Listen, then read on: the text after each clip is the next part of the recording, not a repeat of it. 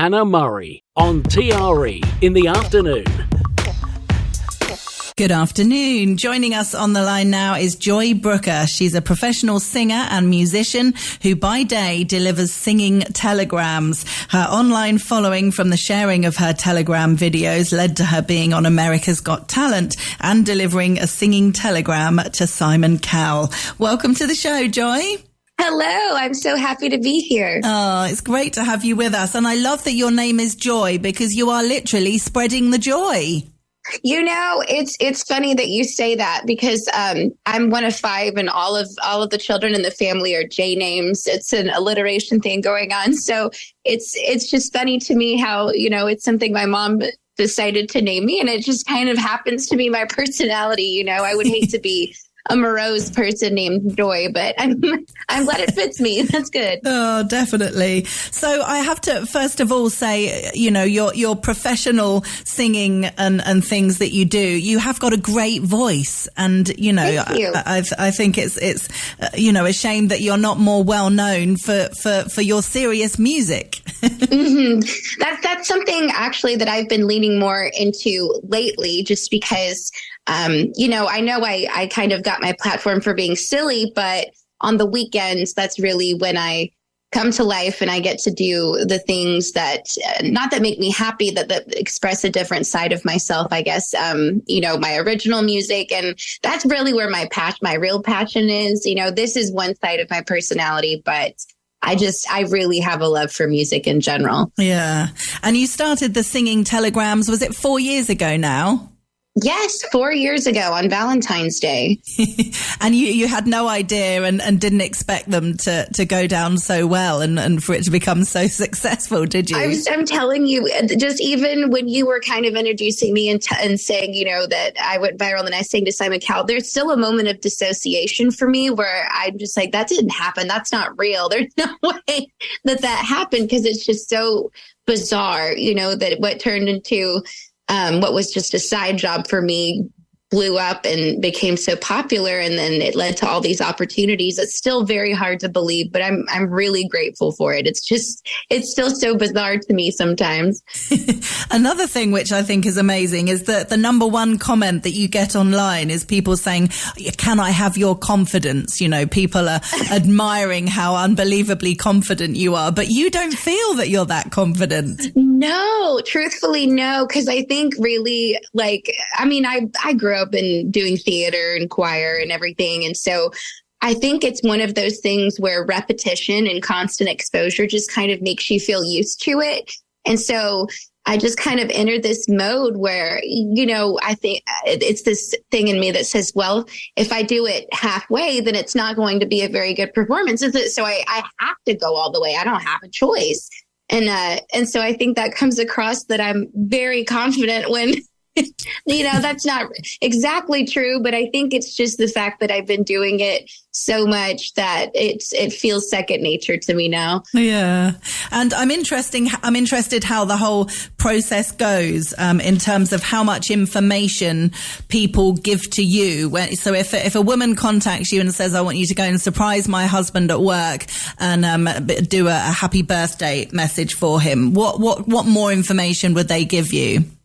So typically I ask for, you know, something that only them and the recipient would kind of know about, like inside jokes, things like that, you know, embarrassing moments that they've had, you know, nicknames, anything noteworthy that they can think of. I ask them for it.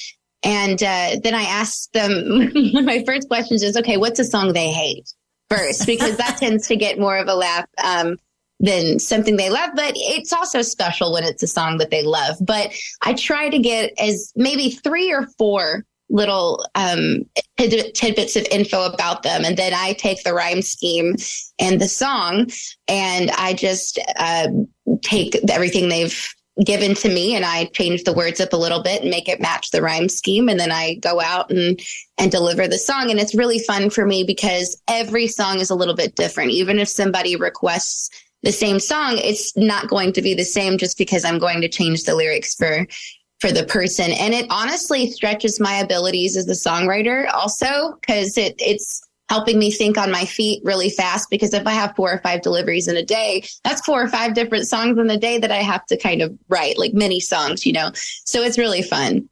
And you dress up as well, all kinds of weird and wonderful costumes. How do they come about? My first costume came about because of Valentine's Day. I wanted to be a heart. But when I looked online, I saw this anatomically correct heart costume. And for some reason, it cracked me up so much. I was like, you don't see that on Valentine's Day. That's a little morbid, but hilarious. And so I bought it. And that was my first costume that kind of became how people identify me. They see a flash of red and a heart, and they're like, oh, it's Joy. And then I just wanted to expand it. And so I started buying more costumes, and then I would get suggestions on Google or Amazon for even more ridiculous costumes. So it became a thing of the more I do this, the more I want to add to it and tweak it and change it and evolve. So now I have 20 costumes. So, and it's funny, it's because when people ask for a list, it's absolutely absurd, because, the list is, well, I have a horse, a tornado, a uterus, Benjamin Franklin, a baseball. And people are just very confused because there's no rhyme or reason for the costumes. And so, because some people, they'll be like, well, I have Elvis or, a birthday cupcakes, things that make sense. But I think it's more fun when I tell people, oh, well, I have a singing cockroach if you'd like that. And, it just kind of throws them off a little bit, but I think it makes for a bit more of a memorable telegram, just the randomness of it. Oh, definitely. I was watching one earlier of you singing It's Getting Hot in Here, dressed as a bottle of hot sauce. Oh my gosh, I love those, just because, well, first of all, I have to kind of forget about that. Sometimes I forget about the fact that I walk into stores wearing these costumes, because I'm a woman on a mission. I'm there to get candy. I'm there to get a balloon and leave. So what's funny to me is so many times I've walked into a store in that costume, and people think I'm a representative for the hot sauce company. And I have to explain, no, this has nothing to do with, the hot sauce. This is I'm singing to someone for their birthday. And then they look even more confused. But yeah, I love, that's just one of my favorites. I like wearing the sparkly red boots with that hot sauce costume. It gives a little more flair, I think. Yeah. And have you ever allowed yourself, I guess I should say, to be embarrassed? Have you ever thought, what am I doing? Or gone into a venue and thought, oh no, is this really appropriate? Am I going to offend people here? Have you ever kind of questioned what you're doing? Yeah. Well, okay. So there's been times I go into schools sometimes, but I have to have special permission, to be there. Then I have to get escorted. There has been times when I've had, a request that's a little more risque, a little more adult. And I'm thinking, okay, it's obviously in an environment where it's appropriate. Like there's only adults around, so it'll be fine. And then I get there and they'll say, unfortunately, like she does have class right now. So is there a way that you can change the lyrics? So at the last minute, I've had to just censor and just come up with random words, like if I do get a song like Back That Thing Up or something, which that's not the real word in the US, but, I had to pick. So I've had moments where I've panicked a little bit and been like, uh-oh, this is going to not go over well. But I've had to use the powers of improv to change it at the last minute so that it still goes over smooth. So it's really just a matter of going with the flow, because there's always going to be hiccups and things that happen. So it's just a matter of how fast I can recover. But as far as embarrassment, I can't afford to be embarrassed. I know that sounds strange, but it's like in the back of my mind, I'm thinking, okay, this is being filmed. So it's more cringe, I think, to see someone get embarrassed by a performance than it is to see someone fully commit to it. Yeah. So it's one of those things where I'm like, I don't want people, this is already kind of cringe, so I don't want it to be even more cringe. So if I sell it, then, I think that's the way that the performance is going to be best remembered. Definitely. If I just go for it, so I have to tell myself that, like, it's not worth it to be embarrassed. You have to sell it. So, and it's all the more fun seeing the other person be embarrassed. Often they've got their head in their hands and they're right, embarrassingly laughing, and that's a great reaction, isn't it?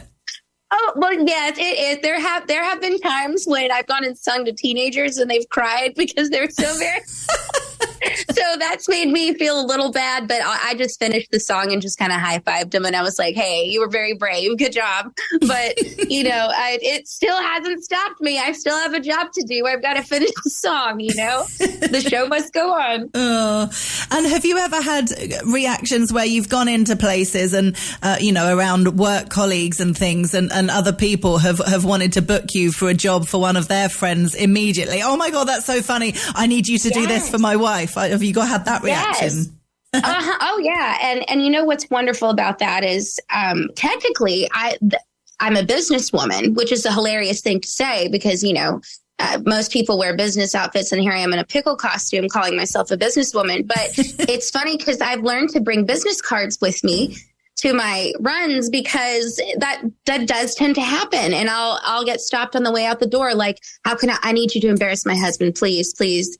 And so, yes, I'll just keep a stack of cards with me and I'll just kind of pass them out. So it's just amazing how the advertising takes care of itself in this sense, where it's like unknowingly I am advertising my business when I go out and perform. And it's been really helpful because, yes, that's how I've gotten new clients is just them seeing it and then wanting to be part of it. So it's just funny to me to see how business and advertising works in that sense, when I never thought of myself as like a business minded person, but this is kind of stretching my abilities a little bit and helping me learn a lot about how to conduct business. Yeah, definitely. Well, it's where social media really comes into its own, isn't it? You're able to advertise your business and exactly what you do for free online. Right. It really blows my mind. I mean, there's pros and cons to social media, but I will tell you for small businesses and for people like me, who I feel like I do have a lot I eventually want to share with the world and I love entertaining. And it's given me a platform all over the world. I'm located in the US and the fact that I'm talking to you now just blows my mind. The fact that there's people in the UK who know who I am, people in Australia, New Zealand who know who I am. And again, it's the power of social media. It's the power of the clicks and the shares. And it's just so bizarre how a girl in Missouri can be known other places, just because of that. So I'm really grateful and still blown away every day. The phenomena of social media amazes me. And tell us about your singing telegram to Simon Cowell. How did that go? Oh my goodness. So I still can't believe that happened. And more importantly, I can't believe he liked me. He was the nicest one. He was so nice. What started off, it was just going to be me delivering to him as a joke, maybe like from Terry Crews or from Howie or somebody else. But he got sick. And so I was contacted by production and they were like, unfortunately, like he's lost his voice. So this is going to be a get well telegram. And of course I'm freaking out thinking, oh, is he going to be okay? And they set the whole thing up. I made show history because I entered through the back. Most of the time, everybody enters through the stage, but I actually entered through the back of the auditorium.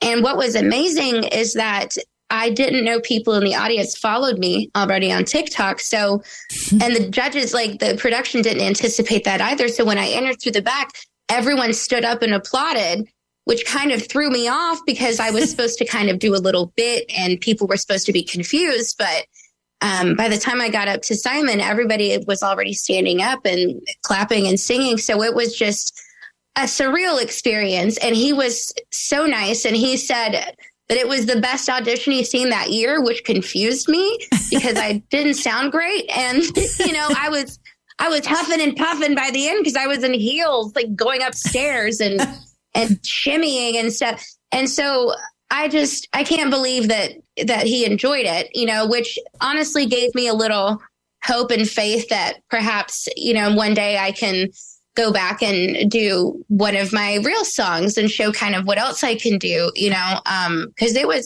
was really, really wonderful to be able to say that I did something scary and And singing to Simon Cowell, I think, is the scariest thing a singer could fathom. Yeah, definitely. And he liked you. Yeah. And that he liked me. It's great. I was just, I'm sitting here like, you've had too much cough syrup. There's no way that sounded good. But yeah, it was, I can't believe I did it. I can't believe that I got the opportunity to do something like that. And again, I keep saying I'm grateful, but I am, because there's no way I would have known 5-6 years ago that I would be where I am from doing singing telegrams, you know? So it's just, I have to pinch myself every now and then to remember that I sang to Simon and I got all these cool opportunities. But yeah, it was awesome. And I'd love to do it again. Great. Well, if people want to see you singing and see you doing some of these amazing telegrams, what's the best place to direct them to online?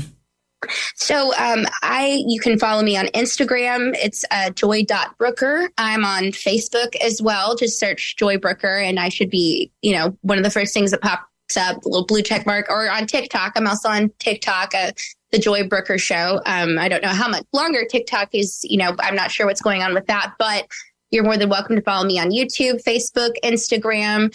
I'll probably be going over more to YouTube in the following months and kind of building up more of a following on there. But yes, any of those platforms you can follow me on. If you'd like to book me, you can email me or reach out to me on Messenger on Instagram or Facebook. I do virtual telegrams for those who are not within my delivery range, for people who are, overseas or in a different state. So feel free to reach out to me and I can do Zoom call or virtual or in person if you're close to me. Fantastic. Joy Brooker, thank you so much for joining us and keep on spreading the joy. Thank you so much for having me.